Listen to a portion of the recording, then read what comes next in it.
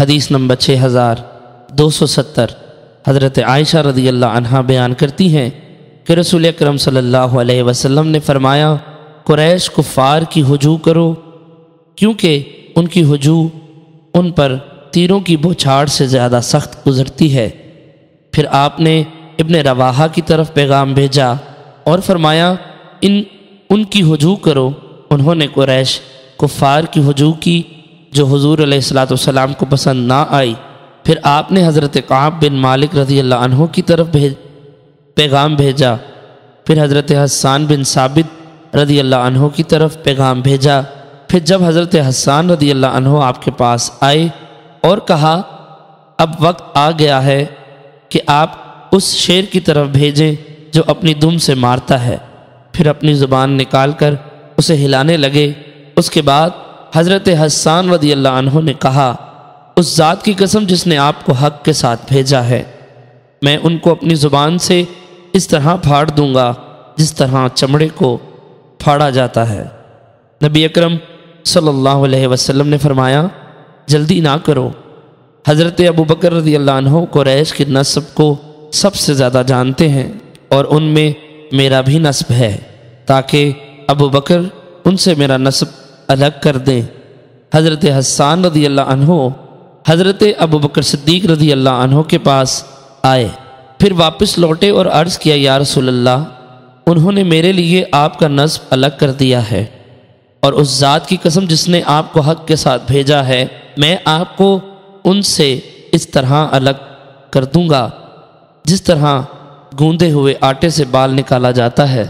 حضرت عائشہ رضی اللہ عنہا فرماتی ہیں، میں نے رسول اکرم صلی اللہ علیہ وسلم سے سنا، آپ نے حضرت حسان بن ثابت رضی اللہ عنہ کے بارے میں فرمایا، بے شک روح القدس تمہاری مدد کرتا رہے گا جب تک تم اللہ اور اس کے رسول صلی اللہ علیہ وسلم کی طرف سے جواب دیتے رہو گے۔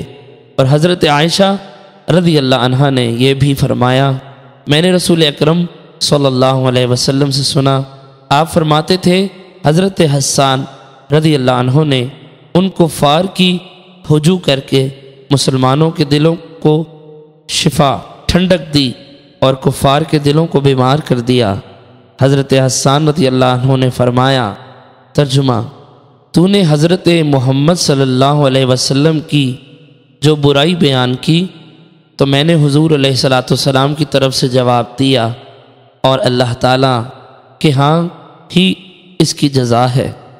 نمبر 2، تو نے حضرت محمد صلی اللہ علیہ وسلم کی ہجوم کی جو نیک اور ادیان باطل سے اعراض کرنے والے ہیں، وہ اللہ تعالیٰ کے رسول ہیں اور ان کی خصلت وفا کرنا ہے۔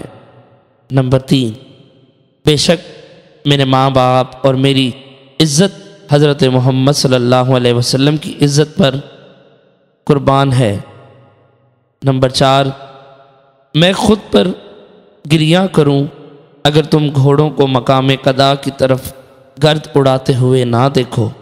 نمبر 5، وہ گھوڑے جو تمہاری طرف دوڑتے ہیں ان کے کندھے پر پیاسے نیزے ہیں۔ نمبر 6، ہمارے گھوڑے دوڑتے ہوئے آئیں گے اور ان کی تھوتنیوں کو عورتیں دوپٹوں سے صاف کریں گی۔ نمبر 7، اگر تم ہم سے روگردانی کرو گے تو ہم عمرہ کر لیں گے، فتح حاصل ہوگی اور پردہ اٹھ جائے گا۔ نمبر 8، ورنہ اس دن کا انتظار کرو جس دن اللہ تعالیٰ جس کو چاہے گا عزت دے گا۔ نمبر 9، اللہ تعالیٰ فرماتا ہے، میں نے ایک بندے کو رسول بنایا جو حق کہتا ہے اور اس میں کوئی پوشیدگی نہیں۔ نمبر 10، اللہ تعالیٰ فرماتا ہے، میں نے ایک لشکر بنایا ہے جو انصار ہے اور ان کا مقصد صرف دشمن کا مقابلہ کرنا ہے۔ نمبر 11، وہ لشکر ہر روز مذمت، جنگ یا ہجوم کرنے کے لیے تیار ہے۔ نمبر 12، پس تم میں سے جو شخص رسول اللہ صلی اللہ علیہ وسلم کی ہجوم کرے، تعریف کرے یا آپ کی مدد کرے، سب برابر ہے۔ حدیث نمبر 13، ہم میں اللہ کے پیغام پر جبرائیل علیہ السلام موجود ہیں، وہ روح القدس ہیں، ان کا کوئی ہمسر نہیں۔